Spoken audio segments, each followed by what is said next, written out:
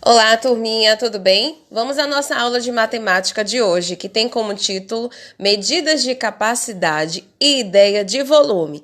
Agora vocês vão ver um vídeo que fala um pouquinho sobre o princípio de Arquimedes. Vamos lá? Certo dia, há mais de 2.200 anos atrás, um rei chamado Hierão II pediu a um ferreiro que lhe confeccionasse uma coroa, e para isso lhe forneceu uma barra de ouro. Quando a coroa ficou pronta, ainda que ela tivesse o mesmo peso da barra de ouro fornecida, o rei desconfiou, achando que talvez o ferreiro pudesse ter misturado ao ouro um pouco de prata, roubando parte do ouro para si. Para ter certeza, então, o rei chamou um dos homens mais inteligentes de seu reino, o físico, matemático, filósofo, engenheiro, astrônomo e inventor Arquimedes. Ele nasceu por volta do ano de 287 a.C., em Siracusa, uma cidade da Sicília, parte atual da Itália, mas que na época pertencia à Magna Grécia. Para solucionar o problema, Arquimedes não poderia danificar a coroa e, portanto, pediu ao rei tempo para pensar. Diz a lenda que foi durante um banho de banheira que lhe veio a grande ideia. Eureka! Teria gritado Arquimedes, que em grego quer dizer descobri, e saiu correndo pelado de tanta empolgação.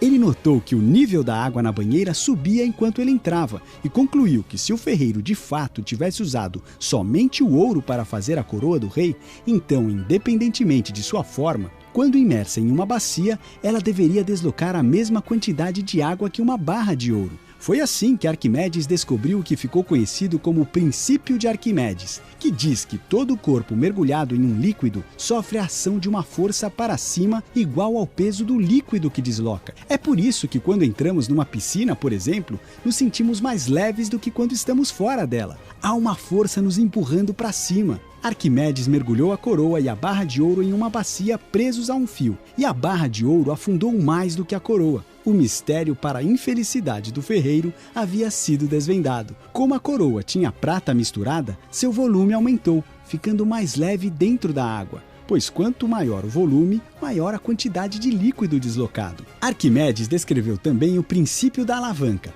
Ele dizia: "Dê-me um ponto de apoio e moverei o mundo." De fato, com um ponto de apoio e uma grande alavanca, é possível mover qualquer coisa. Uma constatação simples, mas de grande visão científica. Ele inventou ainda uma máquina que ficou conhecida como parafuso de Arquimedes, usada até hoje para diferentes aplicações. Desenvolveu equipamentos para defesa militar, fez grandes trabalhos matemáticos e cálculos incríveis. Ele é considerado um dos maiores cientistas da antiguidade clássica. A coroa era do rei, mas a majestade será sempre de Arquimedes. E aí, gostaram de conhecer a história de Arquimedes? Ele foi um dos matemáticos que se destacou muito na história. Então, vamos continuar a nossa aula de hoje. Você sabia? Para medirmos o volume de qualquer objeto, calculamos o espaço que o objeto ocupa em 3 dimensões diferentes. Sabe quais são essas dimensões? O comprimento, a largura e a altura. E nessa aula de hoje aprenderemos a medir o volume dos objetos que se encontram ao nosso redor. Apesar de serem conceitos muito similares, não são a mesma coisa. Qualquer sólido geométrico é um objeto tridimensional. Logo, ele ocupa lugar no espaço e, por este motivo, ele possui um volume, que representa a quantidade de espaço que o objeto ocupa. Quando falamos de capacidade, geralmente referimos-nos àquilo que o objeto consegue transportar e, normalmente, essa noção é usada para líquidos. Tomemos como exemplo uma garrafa de vidro, que ocupa um determinado volume. Normalmente, no cálculo desse volume, despreza-se a grossura do vidro. A quantidade de líquido que a garrafa consegue transportar é uma indicação da sua capacidade. Assim sendo, a quantidade de líquido é igual ao volume interno de um recipiente. Afinal de contas, quando enchemos esse recipiente, o líquido assume a forma do mesmo. Resumindo, capacidade é o volume interno de um recipiente. Então, uma garrafa de 1 litro de suco, então, dentro desta garrafa, tem a capacidade, ou seja, o volume é 1 litro de suco. Volume. As unidades de volume mais utilizadas são metro cúbico e o centímetro cubo. E as medidas, elas são iguais? Será? Já a capacidade, as medidas de capacidade mais utilizadas são o litro e o centilitro.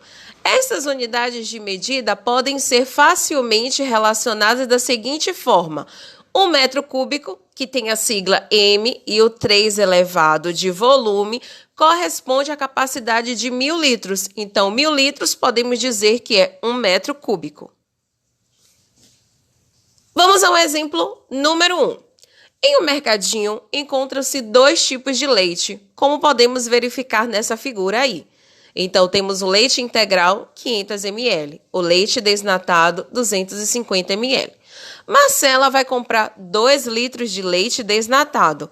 O número de embalagem que Marcela vai comprar é igual a: letra A, 2 embalagens, letra B, 4 embalagens, letra C, 6 embalagens ou letra D, 8 embalagens. Vamos lá. Se cada embalagem tem 250 ml, temos que multiplicar a quantidade até chegar no resultado final. Então, nós iremos fazer 250 vezes 8. Então, se um litro tem 1.000 ml, né? 4 embalagens, então, de 250 vai corresponder a 1.000 ml. Portanto, 2 litros vão ser 2.000 ml, então vai ser 8 embalagens. Então, cada embalagem de 250, 8 vezes. Então, 250 vezes 8 é igual a 2.000. Exemplo número 2. Na casa de Maria, gastam-se 100 garrafas de 1 litro de água. Para economizar, os pais de Maria decidiram comprar a água em garrafões de 5 litros. Quantos garrafões são necessários para substituir as 100 garrafas? Vamos lá? Dividiremos as 100 embalagens pelos garrafões de 5 litros e teremos o resultado final. Então, 100 dividido por 5 é igual a 20. Então, a resposta é 20 garrafões. Até aqui tudo ok. Respira fundo que agora vem mais um pouquinho. Volume de sólidos geométricos. Tomaremos como base para a realização o comprimento, a largura e a altura, conforme a figura da caixa. Então, aí vocês estão vendo que tem uma caixa e vem dizendo 3 marcas de medidas, que é o comprimento, a largura e a altura. Exemplo 1. Então, aí vocês estão vendo uma imagem de um volume de um sólido que está mostrando que o comprimento é 15 centímetros, que a largura é 20 centímetros e a altura é 16. Então, Procari, como vamos calcular? Então, nós vamos pegar esses 3 valores e nós vamos multiplicar.